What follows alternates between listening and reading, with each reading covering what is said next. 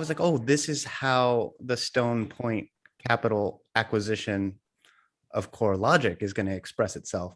Right now, we're talking about CoreLogic scooping up Garrett in next year. But really, you just got to follow the money back to the June 4th announcement of CoreLogic getting acquired by these PE firms. Those PE firms, I've been on the PE side, Michelle, like they're not going to make that kind of acquisition without having a strategic plan to penetrate a new vertical typically. And we've all kind of been bewildered as we've watched Symbility kind of sit on the shelf at CoreLogic for the last decade. And nothing against Symbility, but the software hasn't gotten markedly better. There hasn't been a consistent or credible investment in making the user experience better, right? I haven't heard that from our membership. I'm not sure if you've heard anything different, please speak up. But I think it's just kind of sat on the shelf, right?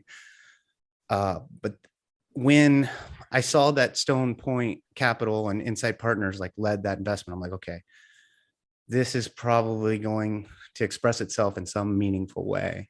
So I can't tell you that I knew that CoreLogic was going to go and scoop up next year, but it seemed natural that they would start making acquisitions, and it might even be more of an acqui-hire play in a way, because CoreLogic really doesn't have like folks in our industry that understand our industry deeply, are deeply connected, and Garrett has amassed that team.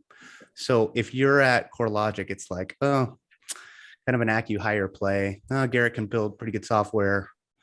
Like maybe we're not, that's probably a weak point. Like I think CoreLogic's done a great job as it relates to analytics and real estate, but they obviously are owned. I mean, obviously like are not even close to where Verisk at from the insurance side. If they're looking to close that gap, I have a feeling like that's part of the strategic plan. That's what really led this. It's really that acquisition of CoreLogic itself, going back to June. Does that resonate with you guys? Yeah,